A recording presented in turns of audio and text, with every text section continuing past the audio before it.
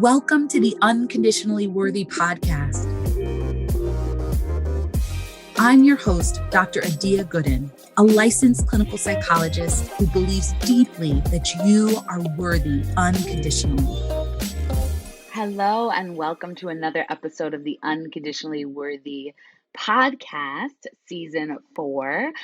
On today's guest episode, I have Danielle Toussaint, and she's an executive in the nonprofit world. We talk about what it's like to navigate the nonprofit world as a Black woman, as a woman of color, feeling the pull to be a martyr, resisting that pull while also really deeply committing to the work. We talk about what it looks like to focus on excellence and not perfectionism, on how to forgive yourself, how to show up for yourself, how to manage your emotional experience while living and working in predominantly white spaces. And it's a really powerful conversation that I think is going to help so many people. So if you're looking for insights on how to overcome and release perfectionism, if you're looking for insights in how to navigate a world of work where you feel really passionate, but you don't want to overwork and overextend yourself, this episode is going to share so many gems. Danielle drops a lot of wisdom from her 20-year career in the nonprofit world and as an executive. So listen to the end and let us know what you think. Let's get into it. I am welcoming Danielle Kristine Toussaint onto the podcast today. Danielle is the Chief External Affairs Officer at NewSchools Venture Fund. In this executive role, she leads brand storytelling and engagement, brokers and manages strategic partnerships, and provides support and oversight to the development and communication teams. Prior to joining the team, she was the inaugural mortgage communicator in residence for Ascend at the Aspen Institute. Previously, she founded and led She Thinks Purple, a woman-powered creative agency that leverages storytelling and live and digital content experiences to elevate women and founders of color, leading mission-driven companies and organizations. She's been a brand strategy and marketing advisor to a growing list of successful fintech and edtech companies. So I'm really excited, Danielle, to welcome you to the podcast. Thank you. It's really nice to be here. Wonderful. So I'd love to start our conversation by asking you to tell us about your own self-worth journey. This was a really interesting question, and I'm just really glad to be having this conversation. And I want to thank you for your contributions on this topic, because I actually don't think it gets talked about enough. I don't believe that I have struggled most of my life with worthiness. It was something that was very intentionally cultivated by my parents. And as I've gotten older and my relationship with my mom has shifted, what I've noticed is that what she lacked, she very intentionally poured into me. So where she felt like there was not always a sense of self-worth, where she struggled with that, where finding her voice was difficult, where feeling like she deserved things in her life and deserved to go after things in her life was difficult, she just channeled all of that into making sure I never had those doubts or I never had those experiences. So it hasn't actually been until adulthood where like new experiences have hit me, being a wife now and, an executive and being an entrepreneur, like these different identities that demanded new stuff of me were the moments where I felt like, am I doing this right? Am I enough? Will I be able to meet this? Like, why does it feel harder to do the things? My metabolism acting crazy as I, in my 30s, being like, why can't I just eat whatever I want? Like, those new things ushered in a different way of thinking about my worthiness and tested me. And I think challenged me to remember to assign my self-worth to things that were durable and lasting versus assigning my self-worth to external things like people validation or getting the A+ or all the other things that are really, tempting to think are your worth, but they're not really the source of it. Yeah. Well, I appreciate you sharing that for you, it's been when you faced more challenges, when you've kind of gotten to higher levels in your professional career or, sort of deeper levels of relationship commitment, that when those challenges have come up, that's when you sort of felt like, whoa, like, what does it mean if I'm not just performing perfectly right off the bat and I don't just have everything together and feel, 100% confident? Like, what does it mean to be worthy and connect to my sense of self-worth while I'm learning and growing in this new role as a wife or in this new role as an executive? And can I sort of connect to a sense of worthiness even in that process? Yeah, it's definitely been being met with new things. And I also, I did a lot of reading around like the connection with confidence and people's ability to succeed in their social enterprise and starting businesses as entrepreneurs. When I was writing my book, Dare to Think Purple, and what was really interesting to me was that confidence can be practiced, but I don't know that self-worth is practiced in the same way. I think that confidence is like the byproduct of having cultivated self-worth, in the way that like stepping away from stuff like perfectionism and things that might hold you back are the byproducts.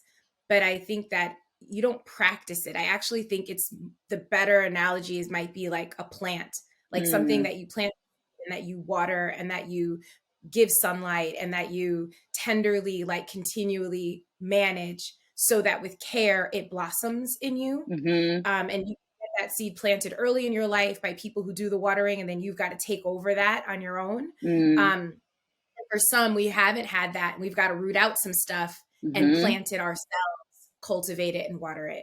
But it is a very different, much more organic, not within your control process than I think you just practice this skill and then it shows up the way the other things do that we often, I think, conflate self-worth with. Yeah, that's an interesting, I think, sort of metaphor and way to think about it. I think I often talk, and I think my use of practices may be a little bit different than your conceptualization of them or how you're using them here, but I often sort of talk about there are sort of practices that help you to connect to your unconditional self-worth. And those could be thought of as like things that you do to tend to your garden or to tend to your plant. And they're not like practices as performance, right? I think often confidence is about external performance oriented things, right? Like I show up this way and I like get dressed in this way and I put my makeup on and I talk in this way, right? Like they're very sort of like performative, right? And they can be helpful.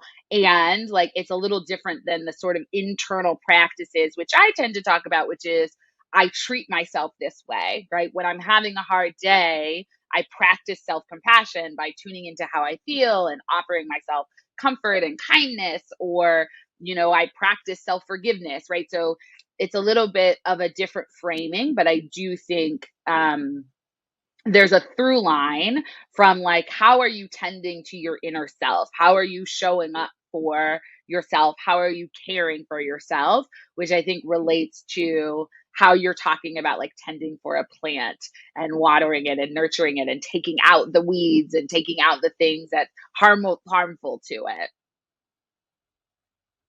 I so appreciate that. Yeah. That.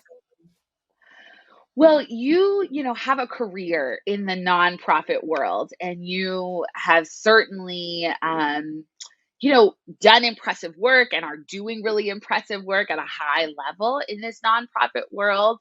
And I'm wondering how that has sort of intersected with your sense of worthiness, right? Being in the nonprofit world, and then also sort of related to what you were just touching on, which is like as an executive, right? Like this, maybe a little bit of imposter syndrome and a sense of like, can I do this, right? This is more challenging than the role that I had before. Like, can you talk a little bit about how your work and your professional experiences have intersected your self-worth?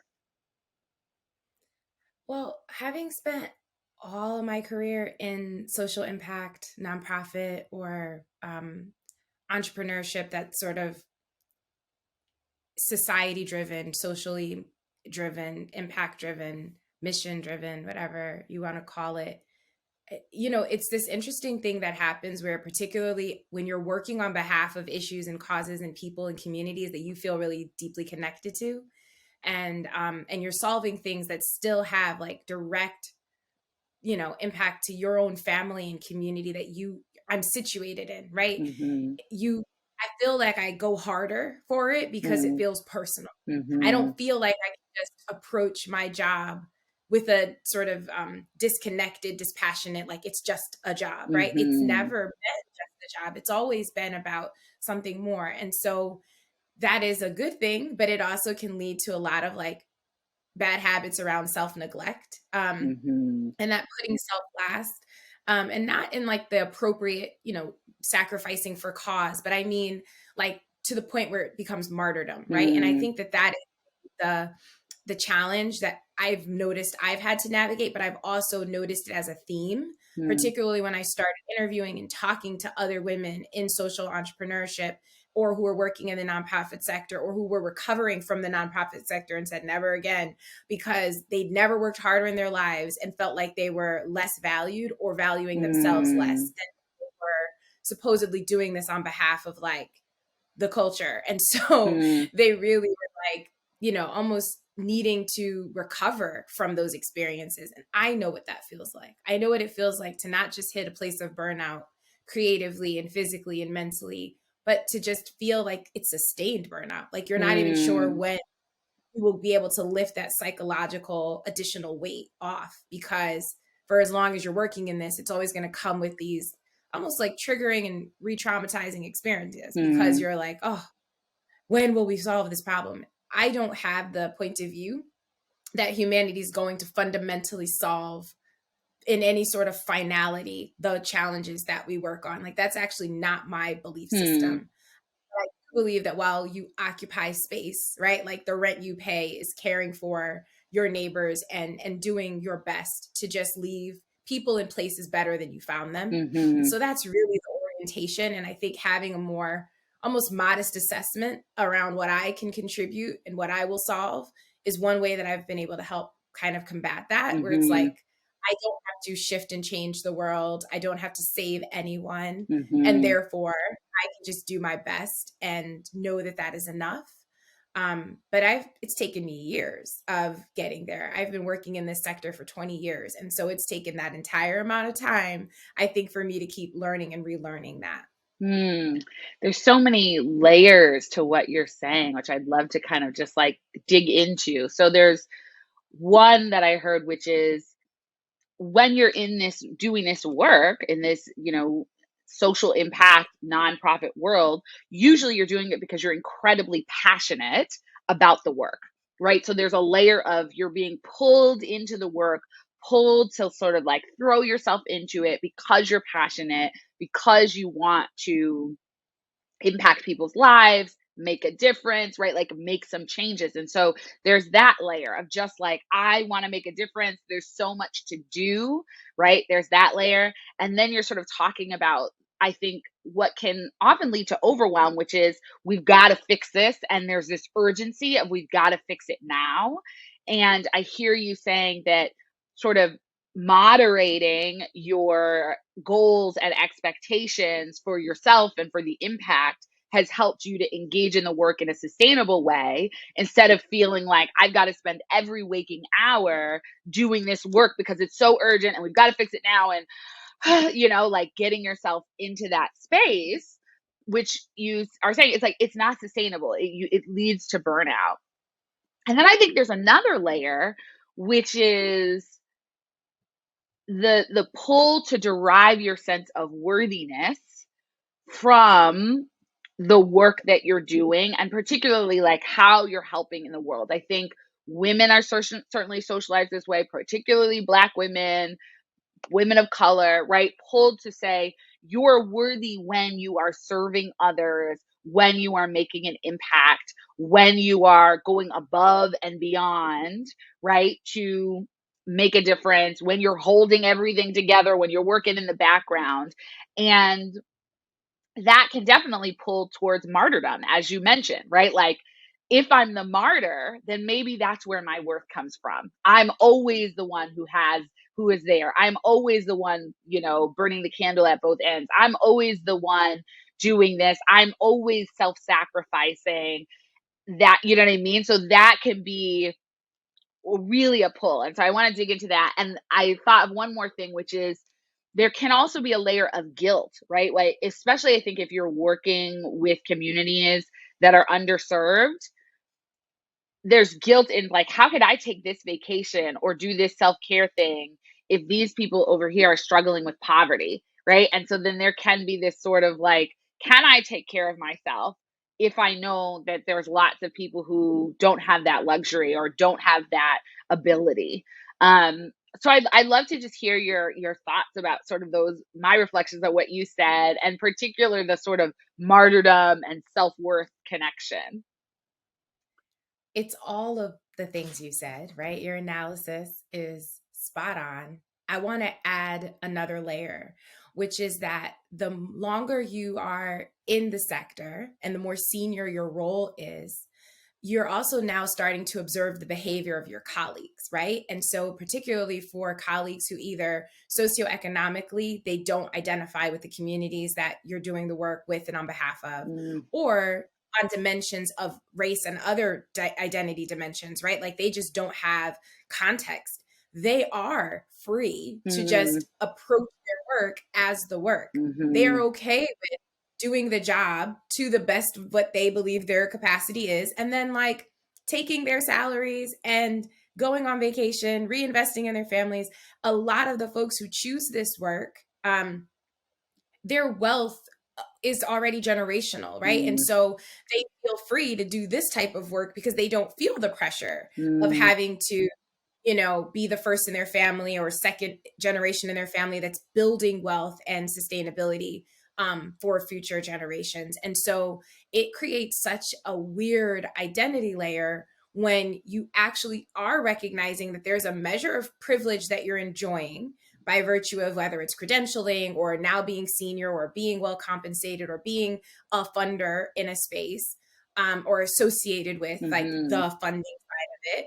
That's a huge shift in even your own identity and how you relate to the folks that you may previously have felt kinship with, who may not see you as one and the same, but you're also sandwiched between a whole other group of folks where you don't quite feel like you identify because they still represent in some ways the very structures that you're trying to interrupt. And you're trying to do this, right, in ways that are productive and that call people in closer, that are not about shaming or, like sort of calling out people in ways that hold them accountable for things that they may not even control, right? Like we don't decide where we're born in society and how that plays out. We often don't discover the implications of those things until much later. And it's really difficult work. And so I do think that, particularly as someone who's working in organizations on the fundraising, on the storytelling, on the brand building, on the external communications and narrative,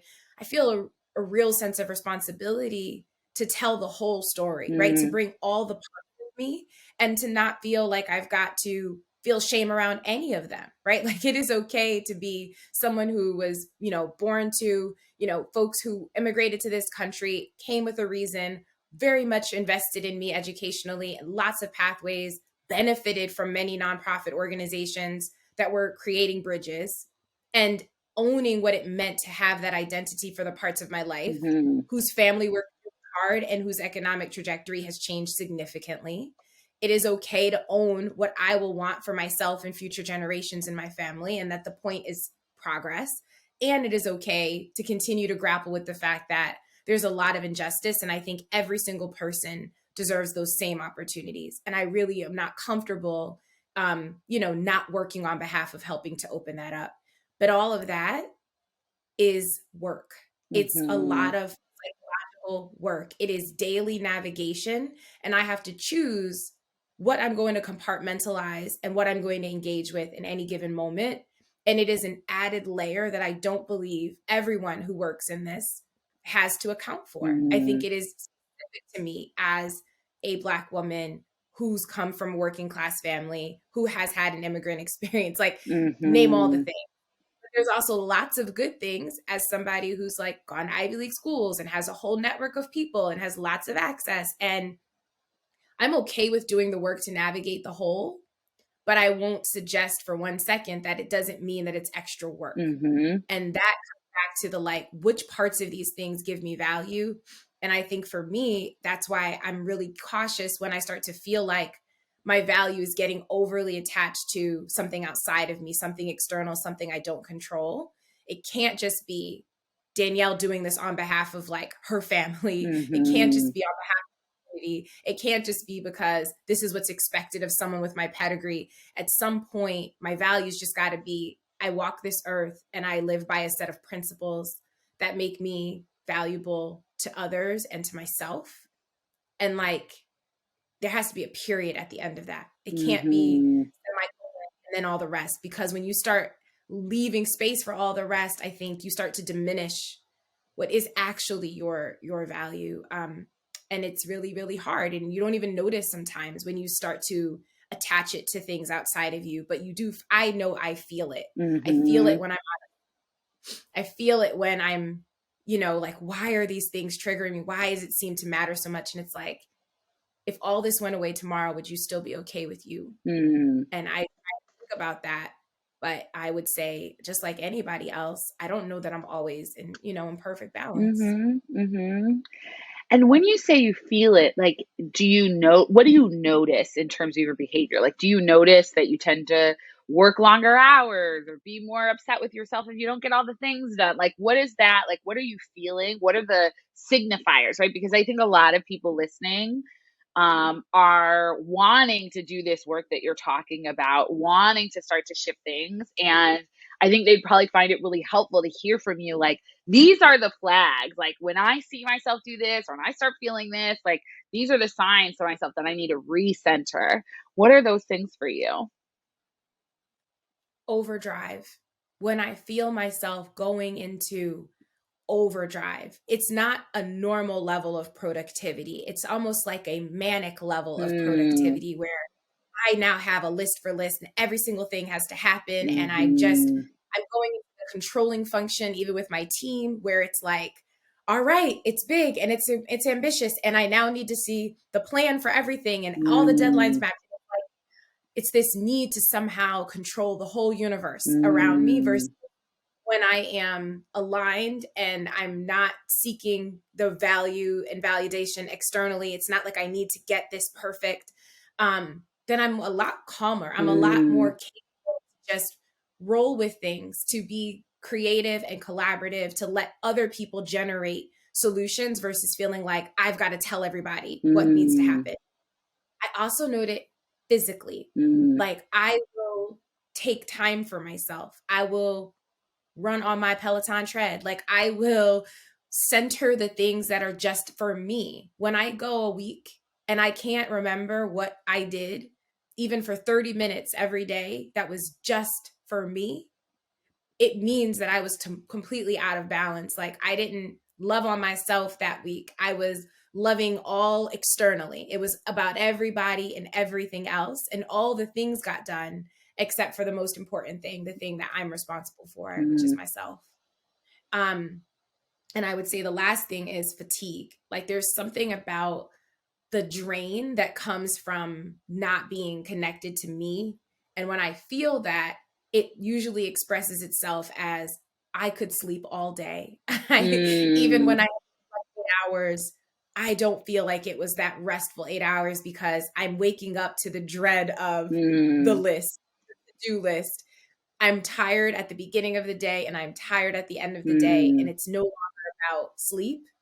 It's actually about whether or not I'm resting in myself, like within myself, I feel rested and calm and at peace, or is every second of the day like so anxious that there isn't enough that could possibly, remove that. And those are some of the things that are like my clues where I'm like, okay, Danielle, like, get it together, because there's only one you.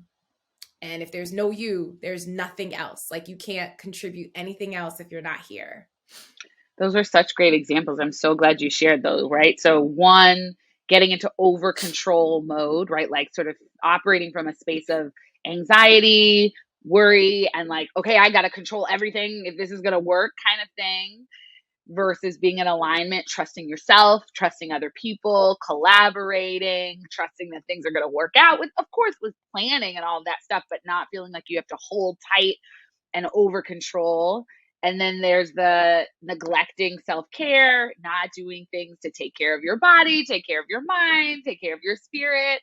And then there's just the fatigue that runs through, like low motivation, low energy, not having the energy to kind of do what you need and want to do. And I think that's so important to recognize, because sometimes I think people fear that if they're grounded in their self-worth, they're going to lose motivation and they're not going to do anything. They're just going to sit on the couch all day. And I like to say, you might occasionally, because that feels really good and you need it.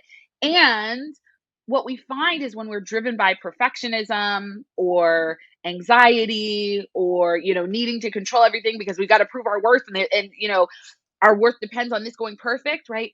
That may motivate us in the short term, but ultimately it's not sustainable because we end up burning out, we end up being exhausted, and it also robs us of the joy that we once felt when doing the work, right?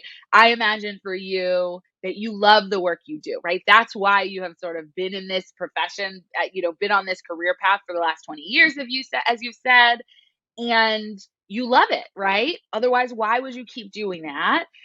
But when we're in this over controlled, like anxious place, when we're feeling burned out, when we're feeling exhausted, it no longer feels joyful, right? It no longer feels meaningful. And I think that also leads to the fatigue and the exhaustion and I just don't want to do it. I can't bring myself to do it. And so I hope that people are hearing you and using that to check in, like, what have you experienced these things, right? Like, have you noticed and these dynamics for yourself? And when you notice them, could that be a signal, right, that you're trying to get your worthiness from this external thing? And can you recenter, right? Can you go back to sort of connecting to the truth of who you are, right? And being kind to yourself and taking care of yourself as a reset. Yeah, it's exactly that. It's exactly that. And I've heard you say the word like perfectionism a few times. And that's a word that I like to think about. What is like, if like, what's the opposite, right? Like, what undoes perfectionism? For me, it comes back to three things like that are sort of like the antidote. It's like forgiveness. If I'm leaning into perfectionism, it's probably because I thought there was no room for error. But if I just forgive myself quickly, I break that cycle. I go, oh, of course, I was going to be able to make this mistake, and I'm great.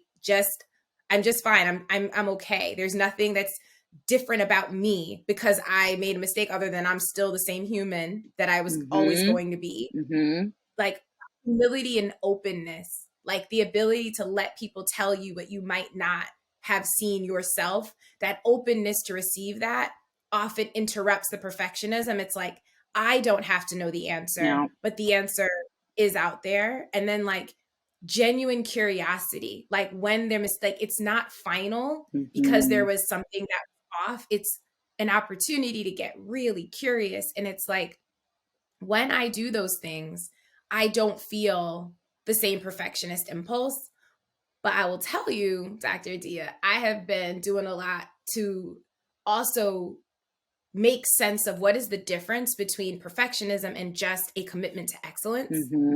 Because I will never not have a high bar, right? And so even when it comes to my team, like I've had to start to have conversations with them around, this is not about perfectionism. This is simply about a standard of excellence that I don't believe is beyond our reach. It is only possible if we're working together with a lot of trust and as our best, most open selves. But it is doable and achievable. And I know because I've seen it done. I've done it. Others have done it. It's doable. And it's not appropriate for us to just decide to not be great. But we can decide that it should feel a certain way, and we can set appropriate goals, and that we can scaffold those goals, and we can make adjustments along the way. So how about we commit to, we don't change the bar, but we absolutely are willing to change anything that's needed for us to achieve that bar. And I think that's important because I've noticed a lot of folks that have started to conflate, excellence and perfectionism. And it's like, they're not the same by any standard. And I also have never experienced as a Black woman, anyone being willing in my work and professional life to accommodate anything but a standard of excellence as it comes to me. So I didn't make the rules, but I do want to win the game. And part of that is having a standard. So I don't know if that's something you've experienced as well with themes, but I'm just careful about the language around it because I think we still can be committed to excellence and give ourselves grace and not, try to be perfect. Yeah, I completely agree. And I actually think, perfectionism gets in our way because really what perfectionism is believing that nothing is good enough unless it's perfect. And perfectionism usually causes us to overwork or to procrastinate, or as I like to say, to get into a cycle of procrastinate. Oh my gosh, the deadline's here. I'm going to overwork for a week, burn myself out, right? And then I'm going to procrastinate again. And so we create these unsustainable, unhelpful cycles when we feel like nothing is good enough unless it's perfect. And I think there's a difference between excellence and perfection because usually nothing is perfect, right? Like usually nothing is like no flaws, right? And I think the other challenge we have is that we think that in order to have an impact or in order to be effective, things have to have no flaws at all. But the truth is that most of the things that we actually enjoy, appreciate, like they're not totally perfect, right? Like, you know what I mean? Your favorite restaurant, let's say, I bet you've had service there that wasn't like impeccable, right? Like there are those restaurants, right? Like couple Michelin stars, like you're going to go to a restaurant and the service is going to be impeccable. That's great, but there still may not be like perfection, right? And so I like to think, and I like to think about process. And I think that fits into kind of what you're talking about with excellence is how can you focus more on the process than the outcome?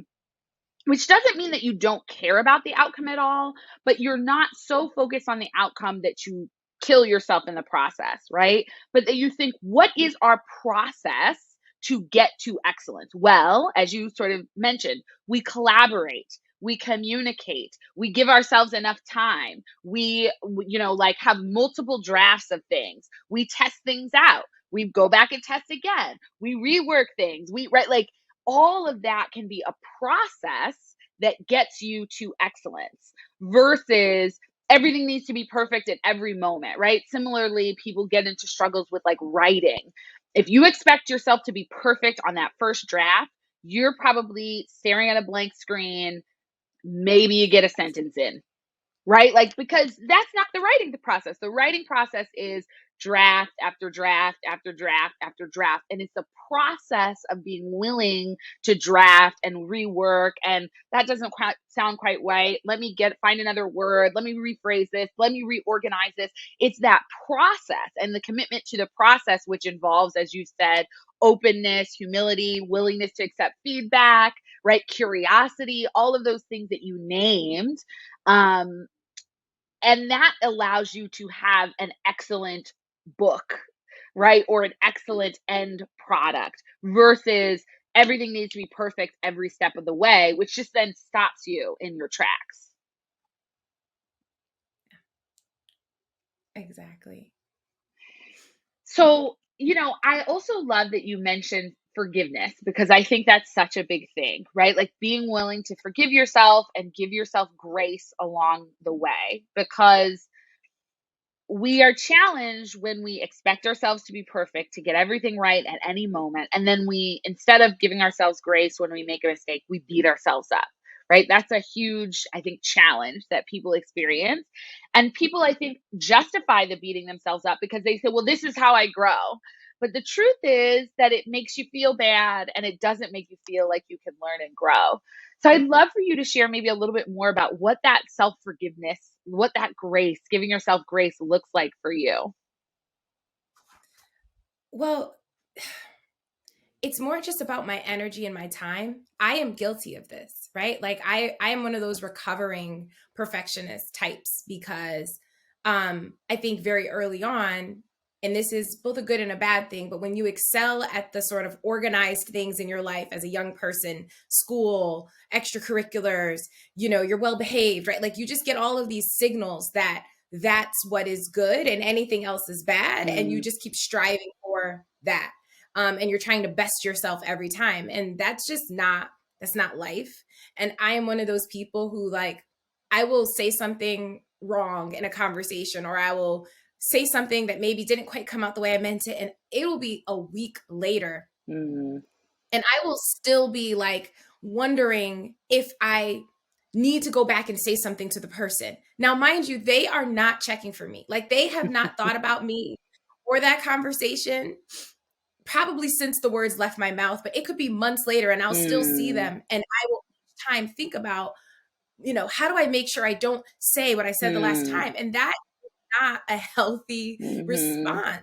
It's not a healthy response to feel so overly responsible for how every single person interacts with you. And it isn't that I think everybody's for me, or that I should be for everybody, but this is with people that I like know and love, right? Who I know are giving me grace, and yet I can't always do it for myself. So practicing self-forgiveness for me is actually very intentional. Like I have to say to myself, you get exactly today to be upset about this thing that didn't go well, to feel how you want to feel. Do you need to go for a walk? Do you need to just sit here and watch some Netflix? Like whatever you need to do to get over it, you get today. And then tomorrow, you are not allowed to sit with this any longer. You must think about the solution and begin thinking about and acting toward the solution. And I do find that it is necessary to give myself some space to acknowledge, because if I try to push past it, that's just not me. I have to ask myself, is this something that gets to the level of like, it requires a conversation? If not, you have to move on and you have to trust the other person has, and then you need to get back to work. And I also think that part of self-forgiveness is, in permission asking, and sometimes in acknowledgement. Like there have been moments where I feel like a colleague and I had an interaction and it wasn't what I intended. And I will take a minute before the end of that day to, call them. And for 15 minutes, just say, you may be all right, but I want you to know, this is, the respectful relationship that I want us to have. And if my way of showing up today in any ways, like, hurt that, please know that like it sat with me, because words stick with me. And I can't imagine like that maybe my words maybe sat with you. And I've had some wonderful conversations with colleagues who have said, Danielle, I didn't think anything of it, but I appreciate this conversation because it lets me know in the future, right? Like where you're coming from. And it will be so much easier to give you grace and for you to give it to me because you were willing to have this acknowledgement moment. So I'm not saying be one of those people who's just like, I forgive myself so I can be messy with everybody else. Sometimes you need to acknowledge it and move on from it. But then there are times where it's not that serious. And you just need to like give yourself 15 minutes, give yourself an hour, give yourself a day, and then move on. And knowing the difference is really about conserving energy, because we don't have unlimited energy. We don't have unlimited time. And I hate losing time and losing, precious energy that could go towards something so much more productive because I'm wallowing or because I'm just, and I think it is that stuckness that I fear the most sometimes, which is like, while you're sitting here stuck, you could be resting, you could be recovering, you could be reimagining what's next, you could be so much more productively engaged, but you're not. You're just sitting here beating yourself up over nothing. And because I've been there and I've done it, I'm a lot more careful about how I interrupt that process. Yeah, thank you for sharing that. It makes me think about, one of the effects of perfectionism is not having any tolerance for the feelings that come up when something doesn't go the way you wanted it to go.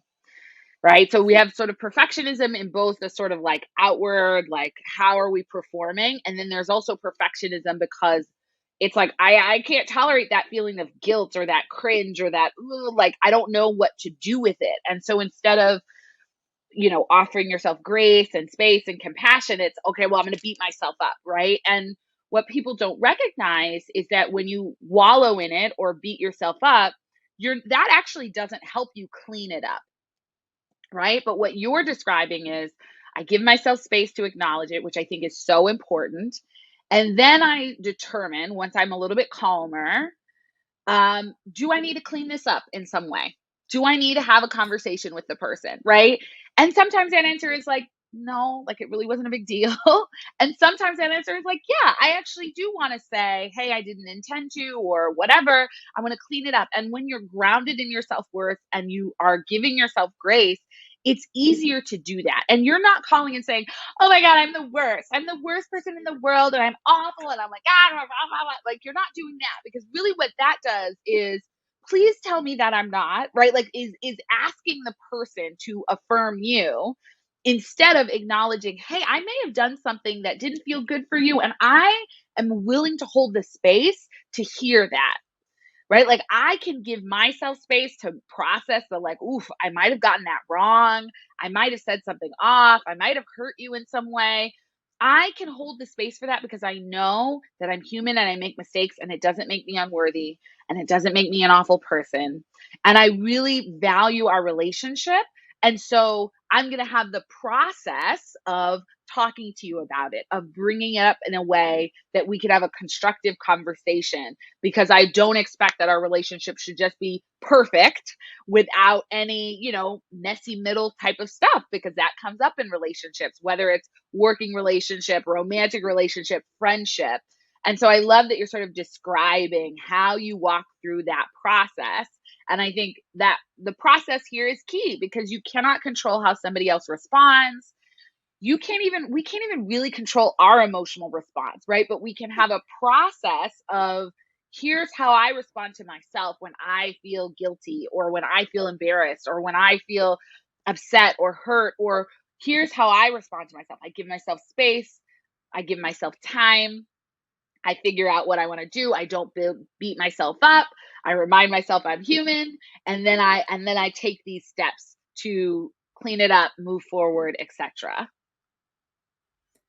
I just want to say how much I appreciate that part that you mentioned about knowing we can't control ourselves, because that, I think, that is my battlefield, right? It's that I am someone who, I pride myself on being very poised, on being composed, right? Like the poker face is real, right? So it's like, there's so many things where it's just like, and I have not been given signals again, throughout any of the spaces I've occupied professionally, that you get very far when you're emoting, when you are, sort of externalizing those certain emotions. As a woman, there's a lot more scrutiny. As a Black woman, the only emotion that anyone recognizes, whether it's the emotion that I'm showing or not, is anger, right? So as soon as my voice goes to a register that's not my normal calm, it is immediately perceived as, she must now be angry. She must be upset. Any of the other stuff, excitement, frustration, just an intense curiosity, like none of that is ever what's heard. It's often perceived as anger, or I'm now having to explain and defend why I am not upset. And in fact, I am something else. I find that to be really counterproductive. I'm not here for it. And so I think a lot of what I have then adopted as behaviors is like, you must be in perfect control of these. And I know better than to believe that I am. And so what I do instead is, I might maintain composure, but there are spaces that I have baked into my work life where I get to just speak, express, talk it out with my executive coach. These are places where I get to say, yes, of course I held it together in that meeting, but here's all the stuff I did not say that I believe needs to be said, so that I can productively go back and engage with whoever it is, colleague X, team member X, whoever, in a productive way. Like I have to get these things out. They have to be safe. They have to be, accountable, right? Like I am still responsible for managing people who need to feel good. They need to feel trust. They need to feel that they know what version of me they're going to get every day. They cannot come into a place where, depending on how I feel, that shifts the energy around our work. That said, I'm a human and it has to come out some way, and it can't always come out perfectly. Sometimes I just need to say it in its messiest form and then decide what pieces of this are worth preserving and taking on. And that is not always afforded to people, particularly earlier in their career. And so what I would want to say to your listeners is like, you must build those spaces for yourself.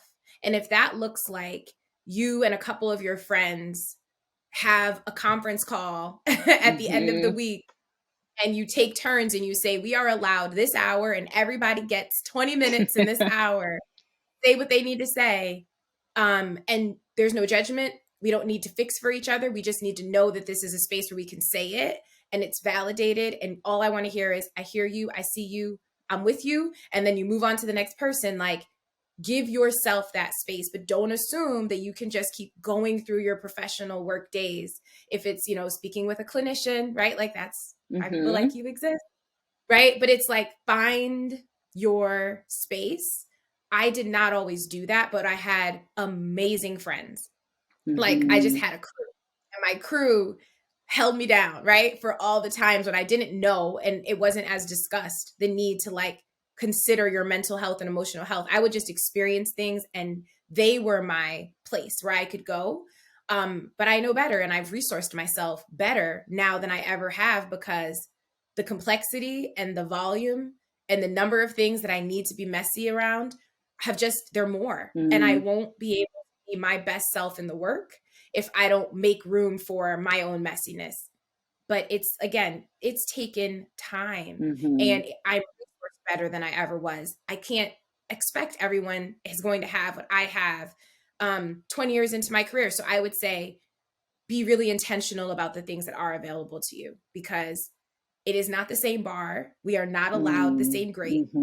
I have so many other of my female colleagues of different races feel comfortable sometimes expressing emotion, crying, I've been called into meetings and a colleague is crying, and apparently it's because of me. And I am minding my business, living my best life, doing my job, and I'm not having to stop and attend to someone else's feelings. We didn't get the opportunity to do this one-on-one, like none of that. So I'm not going to suggest that these things aren't still happening, but we have to give ourselves the room, because it may not be in the moment. Our emotions may not be welcome in that moment, and it might not be advantageous, but they exist and they're lingering, and we've got to get them out.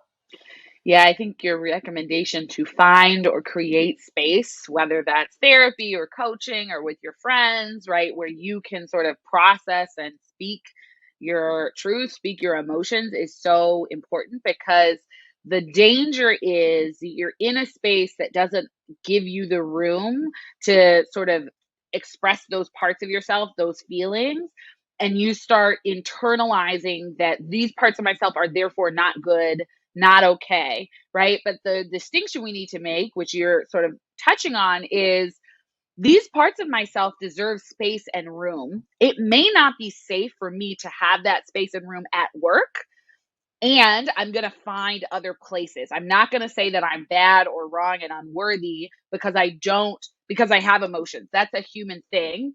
I'm going to figure out how to find the spaces where I can express myself fully, because I know that it's not safe and it's not going to be helpful to my career to express myself in the raw form at work. I'm going to, process it, and then I'm going to figure out which parts I'm going to bring back, which parts I'm going to give feedback on, and how I want to do that. And it's so much easier to figure that out once you're calm. When you're in the moment and you're, frustrated, fired up, then it's really hard.